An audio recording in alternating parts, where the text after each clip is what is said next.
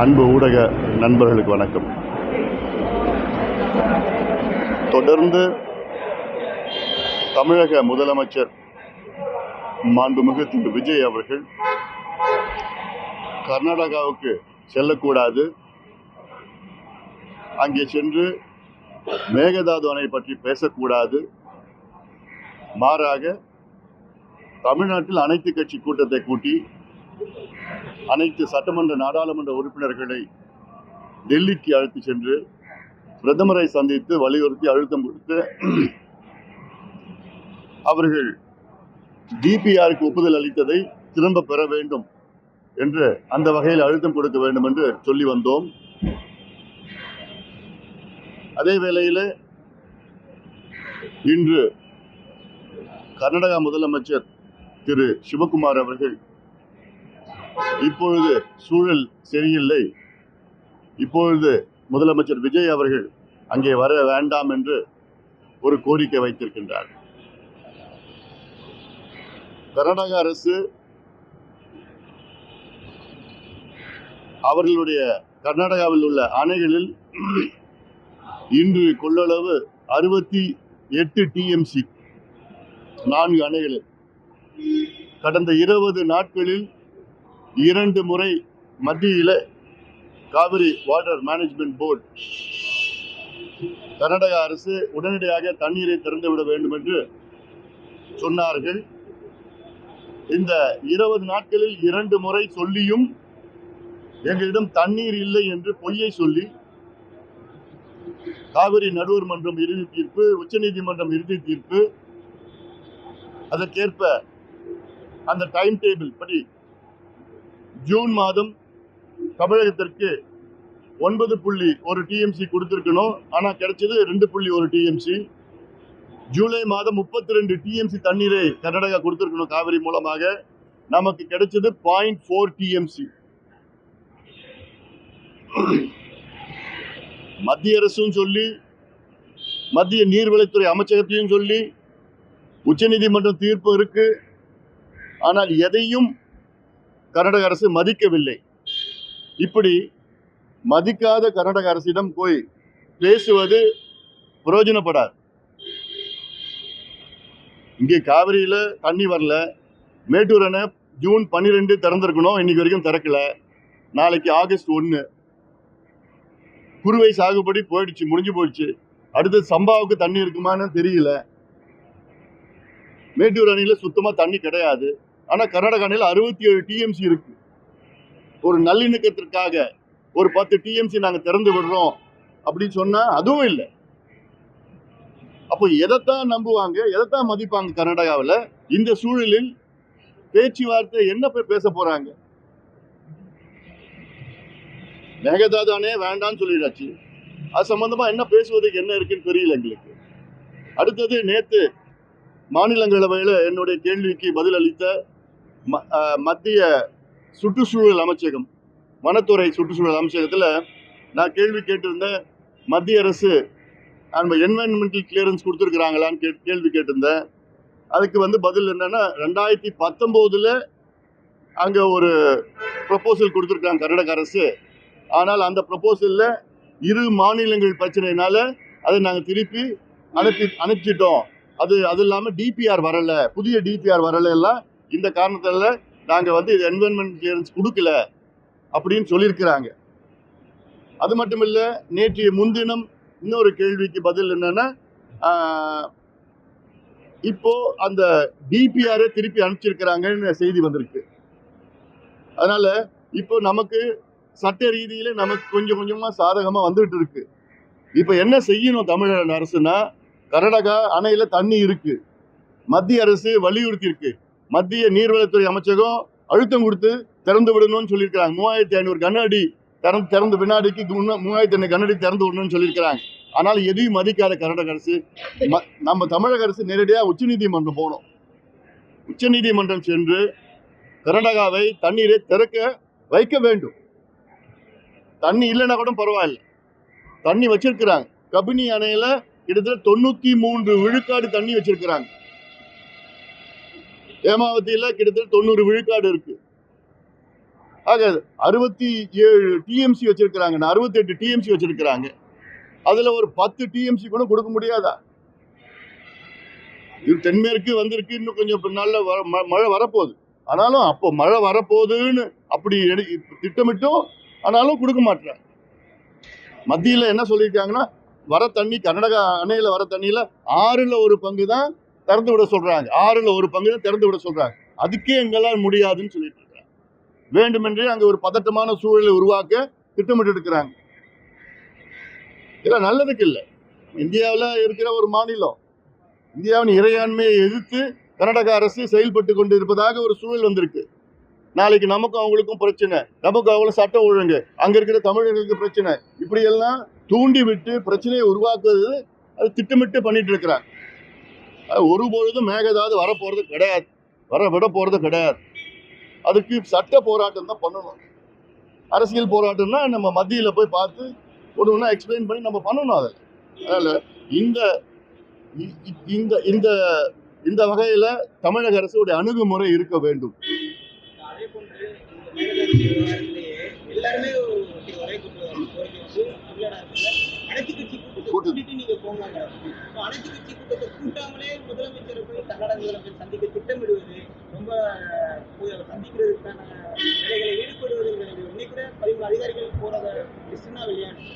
அவங்க பின்வாங்கிறதுனால இவங்க போகாம இருக்காங்களே தவிர இவங்களோட முடிவுல போகாம இருக்கு. அனைத்து கட்சி கூட்டத்தை கூட்டாம போறதோட நிலைப்பாடு எப்படி? அதாவது இப்போ காவிரி என்பது ஏதோ ஒரு டிவிகே பிரச்சனை கிடையாது, ஆளுங்கட்சி பிரச்சனை கிடையாது. இது தமிழ்நாட்டினுடைய பிரச்சனை. அது இல்லாமல் காவிரி என்பது தமிழ்நாட்டினுடைய உயிர் நாடி. தமிழ்நாட்டில் 38 மாவட்டத்தில் வாழ்கின்ற மக்களில் கிட்டத்தட்ட 28 மாவட்ட மக்கள் சார்ந்த பிரச்சனை. தமிழ்நாட்டில் 8 கோடி மக்களில் கிட்டத்தட்ட 5.5 கோடி மக்கள் சார்ந்த பிரச்சனை காவிரி பிரச்சனை. இப்படி இருக்கிற பிரச்சனையில அனைத்து கட்சி கூட்டத்தை கூட்டுவதற்கு என்ன தயக்கம் அரசுக்கு? இதுல என்ன ஈகோன்னு எனக்கு ஒன்றும் புரியல. இது பொது பிரச்சனை, எல்லாரும் சேர்ந்து அணுகுமுறை இருந்தாதான் அது நல்லது, தமிழ்நாட்டுக்கு நல்லது. கடந்த காலத்துல காவிரி பிரச்சனை, அத்துணை காவிரி பிரச்சனையோ மேகதாது பிரச்சனையோ தமிழ்நாடு சார்ந்த எந்த பிரச்சனை இருந்தாலும் அதற்கு ஒரு பொதுவான அனைத்து கட்சி கூட்டத்தை கூட்டி அவர்கள் அத்தனை கருத்துக்களும் ஏற்று மத்திய அரசை அணுகி இல்லை நீதிமன்றத்தை அணுகி ஒரு கூட்டு முடிவு எடுத்திருக்கிறது. அதுல என்ன தயக்கம்னு எங்களுக்கு ஒன்றும் புரியல. அதனால தமிழக அரசு அணுகுமுறையை மாற்றிக்கொள்ள வேண்டும். நிச்சயமாக அனைத்து கட்சி கூட்டத்தை கூட்ட வேண்டும். இப்ப என்ன சில கட்சிகள் நாங்க கூட்டுறோம் கட்சிகள் மற்ற கட்சிகள் கூட்டத்தை கூட்டினா அது அதற்கு ஒரு ஒரு எப்படி சொல்றது, ஒரு பலு இருக்காது. அதுக்கு அரசாங்கம் கூட்டினாச்சுன்னா தான் அதுக்கு நல்ல ஒரு பலு இருக்கும். அதுக்கு தகுந்த மாதிரி ஒரு முடிவெடுத்து ஒரு மனதாக முடிவெடுத்து அதுக்கப்புறம் நம்ம மத்தியில போய் அழுத்தம் கொடுத்து தண்ணி திறந்து விடணும்னா என்ன பண்ண போறாங்க? மத்திய அரசு தானே போய் பார்க்கணும், அங்கதானே அழுத்தம் கொடுக்கணும். நீதிமன்றம் போகணும், மத்திய அரசு போய் போகணும். கர்நாடகா போய் கேட்டு திறந்து விடுங்க, தண்ணி திறந்து விட திறந்து விட போறாங்களா என்ன? அதனால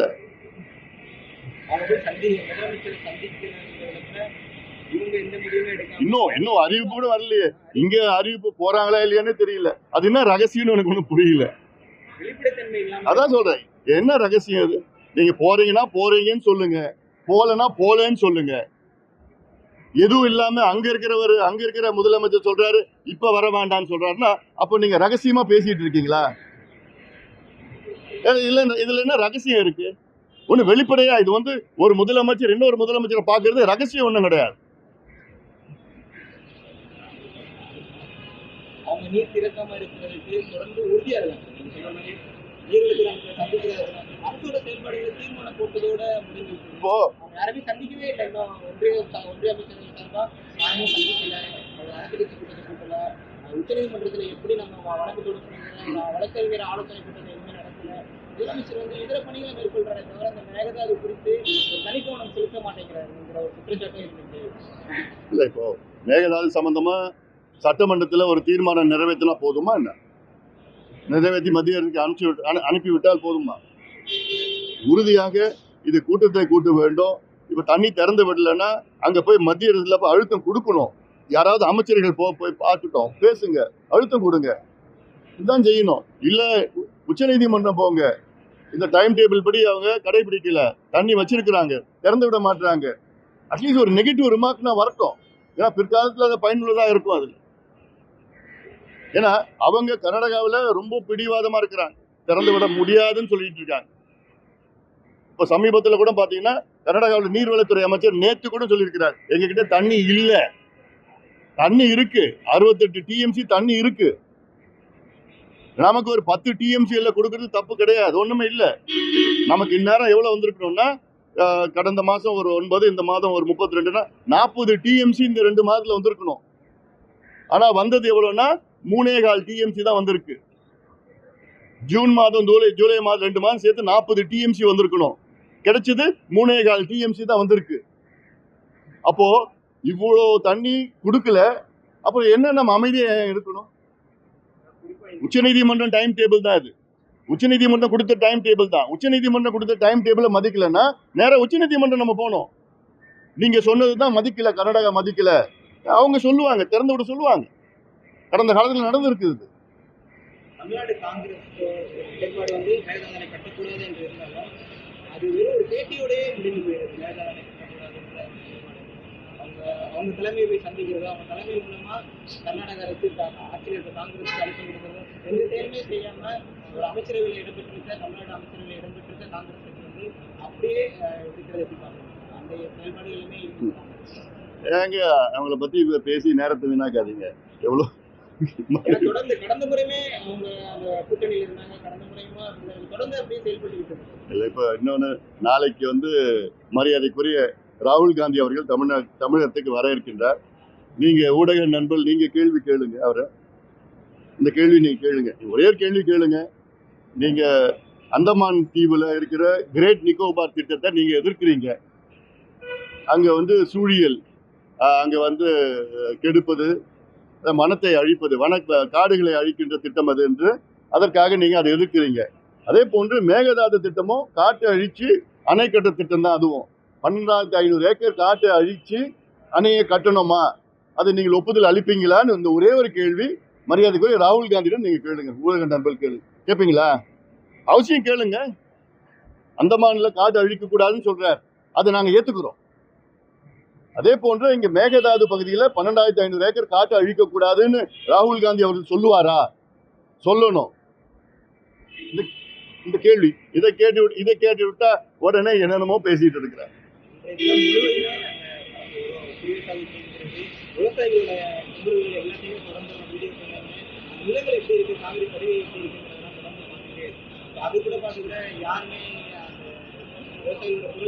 நிச்சயமா அதாவது முதலமைச்சர் வந்து அவ்வளோ விவசாயிகள் முதலமைச்சருக்கு வாக்களிச்சாங்க, இந்த தேர்தலில் வாக்களிச்சாங்க. ஏன்னா இன்னைக்கு விவசாயிகள் ஒரு பக்கம் வந்து அந்த கூட்டுறவு கடன் தள்ளுபடியில் அவங்கள அது ரொம்ப சோர்ந்து போயிருக்கிறாங்க விவசாயிகள்லாம். என்ன 2,000 கோடி அறிவிச்சிருக்கிறார் முதலமைச்சர், இன்னொரு 16,000 கோடி அறிவிச்சா முழுமையா விவசாயிகளுடைய கூட்டுறவு வங்கி கடன் வந்து தள்ளுபடி பண்ணுவாங்க. அதையாவது செய்யணும்னு அது ஒரு பக்கம். ரெண்டாவது, இப்போ காவிரி முழுக்க இப்போ வறண்ட பகுதியா இருக்கு. குறுவை சாகுபடியெல்லாம் கடந்த ஆண்டு கிட்டத்தட்ட ஒரு 6.5 லட்சம் ஏக்கர் பயிர் செஞ்சோம். இந்த ஆண்டு வந்து 1.5 லட்சம் ஏக்கருக்கு மேல போகுமா இல்லையான்னு தெரியல. அது கூட இப்ப சம்பா வருது அடுத்தது. இப்போ அதுல முடியுமா, தண்ணி இருக்குமா இல்லையான்னு தெரியல. சூப்பர் எல்னினோ எஃபெக்ட்லாம் சொல்லிட்டு இருக்கேன். இப்போ நமக்கு தண்ணி வேணும். முறைப்படி ஒப்பந்தத்தைப்படி உச்சநீதிமன்ற தீர்ப்பின்படி நமக்கு தண்ணி கொடுத்துருக்கணும், கொடுக்கல. அதை கூட கேட்க மாட்டாங்களே, அதை கூட ஏன் கேட்க மாட்டீங்க? என்ன அப்படி உங்களுக்கு நமக்கும் கர்நாடகம் என்ன நல்லிணக்கம் அப்படின்னா உங்களுக்கு ஃப்ரெண்ட்ஷிப் நட்பு புரியல.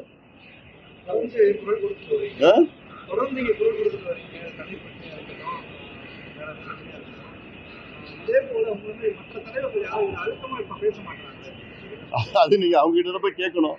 ஏன்னா இது வந்து நான் பேசுறது வந்து ஏதோ எனக்கு ஒரு அரசியல் அப்படிலாம் இல்லை. எனக்கு தமிழ்நாட்டு மக்கள் நலம் பெற வேணும். என்னென்ன பிரச்சனை இருக்குதா, தமிழ்நாட்டு பிரச்சனை இப்போ இன்னைக்கு இருக்கிற சூழல் வந்து மேகதாது பிரச்சனை தான் நம்பர் 1 பிரச்சனை, இப்போதைக்கு இருக்கிற பிரச்சனை தமிழ்நாட்டில். ஏன்னா இப்போ இருக்கிற காவிரி டெல்டாவில் வந்து விவசாயிகள் வந்து இன்னைக்கு மிகப்பெரிய அளவில் பாதிப்பு. இப்போ இந்த ஒரு மாதத்துல வந்து அரிசி விலை 10 ரூபாய் ஏற்றிருக்கிறாங்க. இப்போ நமக்கு காவிரியில் தண்ணி வரல, குறுவை சாகுபடி செய்யலைன்னா அரிசி விலை 30 ரூபாய் ஏறும். இதெல்லாம் இன்டைரக்டான பிரச்சனை வரும். இது முதலமைச்சரும் அரசும் புரிஞ்சுக்கணும். இல்லை ஏன்னா இதுல பேக்டோர் நெகோசியேஷன் என்னன்னு எனக்கு தெரியல. எனக்கு பின் கதவு வழியா என்ன பேசுறாங்களான்னு தெரியல. இது வெளிப்படையான பிரச்சனை. இது வெளிப்படையான பிரச்சனை அணுகணும். நம்ம உறுதியா கர்நாடகா இவங்க நினைச்சிருக்காங்க, முதலமைச்சர் விஜய் போய் கர்நாடகாவில் போய் தண்ணி கேட்டானா கொடுத்துடுவாங்க, மேகதாது அணை கட்ட வேடான்னு சொன்னா அப்படியே நிறுத்திடுவாங்க அப்படின்னு ஏதோ ஒரு எண்ணத்துல இருக்கிறார். நிச்சயமா எவ்வளவு பேரை பார்த்துட்டாங்க அவங்க. அதுவும் இதுல யாரு, டி.கே. சிவகுமார், அவருடைய தொகுதியில வருது மேகதாது அணை. அவர் மீண்டும் முதலமைச்சரா வரணும்னு திட்டமிட்டு இருக்கிறார். 2028 அங்க தேர்தல் வருது. அது வரைக்கும் விட போறது கிடையாது. இன்னும் பிடிவாதமா இருப்பார், இன்னும் பதட்டமான சூழல் கொண்டு வருவார். இது வச்சுக்கிட்டு தான் அவர் அடுத்தது எலெக்ஷன்ல வெற்றி பெறதுக்கு திட்டமிட்டு இருக்கிறார். இந்த சூழ்ச்சியில போய் விஜய் அவர்கள் விழக்கூடாது. யூனியன் கவர்மெண்ட்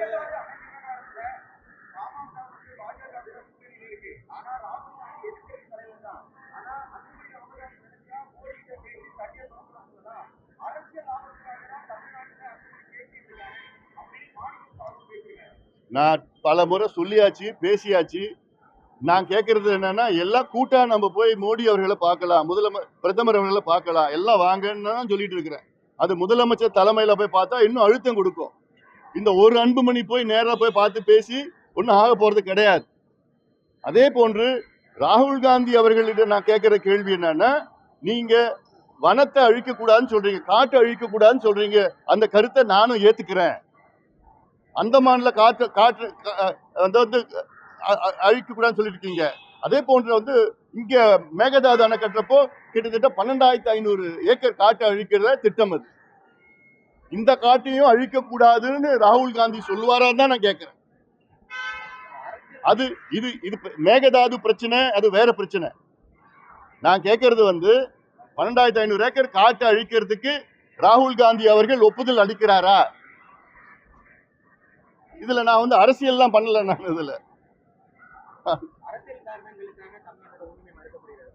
பாஜகவா இருக்கட்டும், சென்ட்ரல்ல கவர்மெண்ட் பாஜகவா இருக்கட்டும், கர்நாடகாவோட அரசியல் காரணங்களுக்காக தமிழ்நாட்டுக்கான உரிமை மறுக்கப்படுகிறது.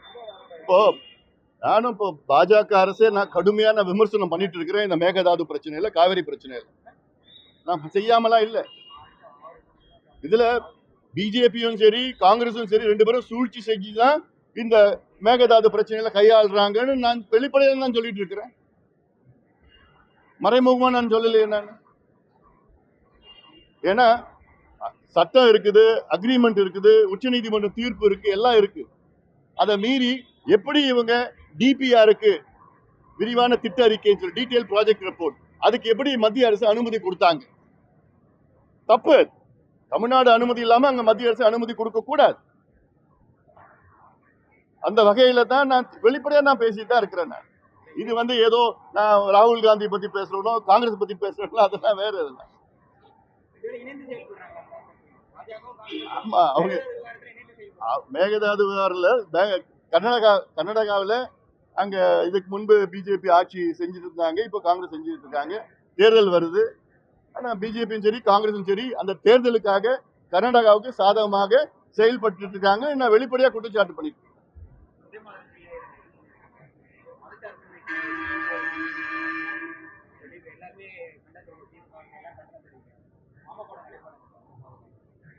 எதையுமே திணிக்க கூடாது. அது மக்கள் அவங்களா தானா ஏத்துக்கணும், அவ்வளவுதான். எதுவுமே திணிக்க கூடாது.